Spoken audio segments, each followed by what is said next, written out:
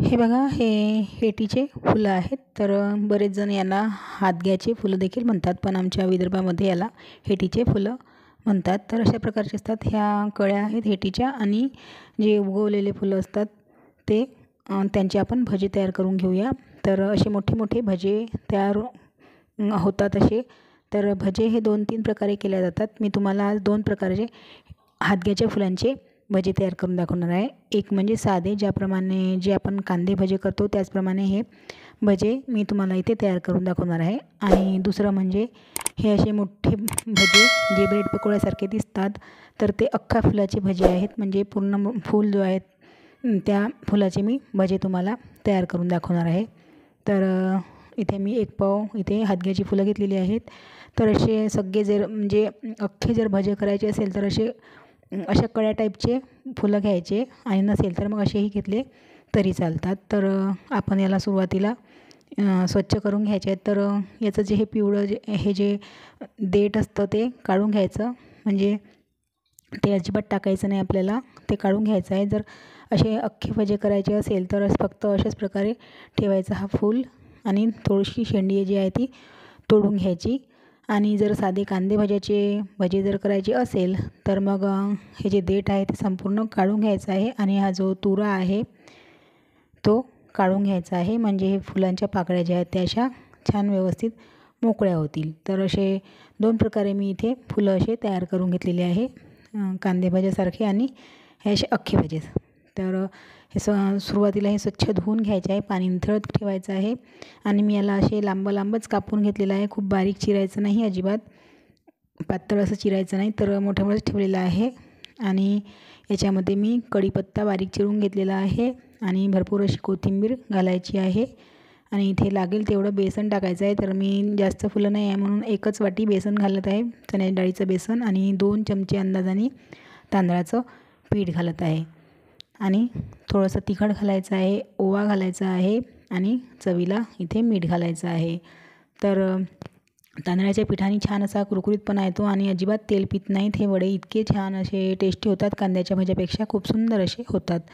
तर हे हादग्याचे जे फुलं आहेत हे मला 10 वर्षानंतर मिळालेले आहेत. हे बरेच आता आजकाल मिळत नाही आपल्याला, आणि आम्ही खेड्यात राहतो तरीसुद्धा खेड्यामध्ये अशा प्रकारचे म्हणजे गावरान भाज्या मिळत नाही. तर शहरात मिळून जातात कशाही, पण खेड्यामध्ये आजकाल मिळत नाही.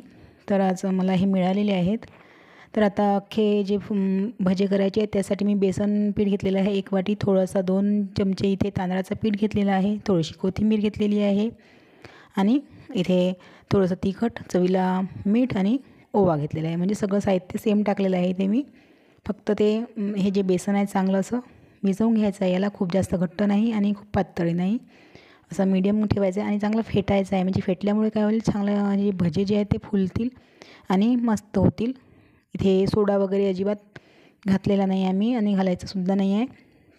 तर अशा प्रकारे हे बेसन भिजवून झालेलं आहे. आणि थोडंसं जिरा पावडर विसरली होती म्हणून मी जिरा पावडरसुद्धा टाकत आहे. तर साधे कांदे भज्यासारखे जे फुलं ठेवले आहे ते मी अजून भिजवलेले नाही आहे, कारण ते वेळेवरच भिजवायचे असतात. कारण लवकरच फुलं जे आहेत ते मऊ पडतात, म्हणून जेव्हा आपण भजे करायचे असेल तेव्हा त्याच्यामध्ये पाणी घालायचं आहे. तर बघा, मी ते असंच कोरडं ठेवलं होतं, कारण थोड्या वेळानंतर मी भजे तयार करायला घेतले होते. तर थोडं इथे पाणी घालून आपल्याला हे सगळं भिजवून घ्यायचं आहे. खूप जास्त पातळ करायचं नाही याला, थोडंसं घट्टच ठेवायचं आणि 2 मिनिट असंच ठेवून द्यायचं आहे.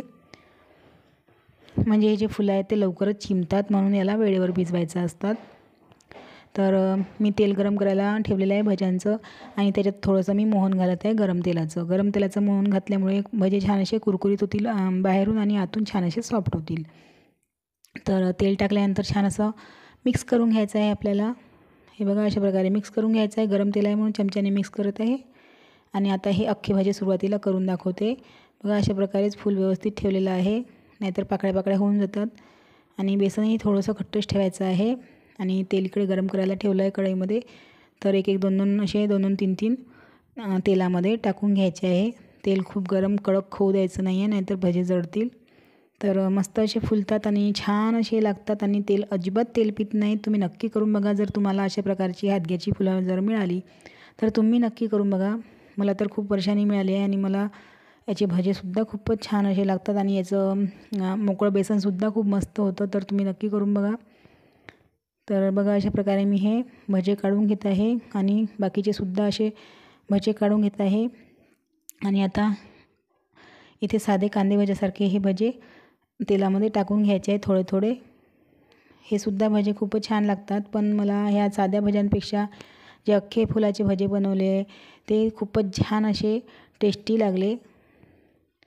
तर अशाच प्रकारचे भजे तुम्ही करू शकता आणि तुम्ही यांना असं गरम गरमच खायचं असतात. जर तुम्ही जास्त वेळ काढून ठेवलं आणि जर नंतर खाल्ले तर ते थंडे होता म्हणजे नरम पडतात आणि चांगले असे कुरकुरीत राहत नाहीत. म्हणून गरम गरम केल्यानंतर लगेचच याचा आपल्याला आस्वाद घ्यायचा आहे. तर तुम्ही याला टोमॅटो कॅचअप सोबतसुद्धा खाऊ शकता किंवा मग असेही खाऊ शकता. तर खूपच सुंदर असे हे भजे लागतात. थोडेसे असे ओबडधोबड दिसतात कारण ह्याचं फूल जे आहे असं असतं म्हणजे मोठं असतं, त्याच्यामुळे हे असं दिसतात. तर बघा अशा प्रकारे हा फुलाचा आकार आहे. तर असेच भजे तयार झालेले आहेत, अख्खे भजे. तर खूपच सुंदर लागतात हे असे अख्खे भजे जे आहेत ते फुलांचे.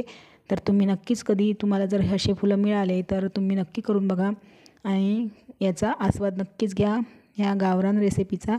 तर खूप दिवसानंतर मी व्हिडिओ आज अपलोड केलेला आहे. तर प्लीज माझ्या चॅनलला सपोर्ट करा, लाईक करा, शेअर करा आणि सबस्क्राईब करायला विसरू नका. पुन्हा भेटूया एका नवीन छानशा रेसिपीमध्ये. तोपर्यंत धन्यवाद.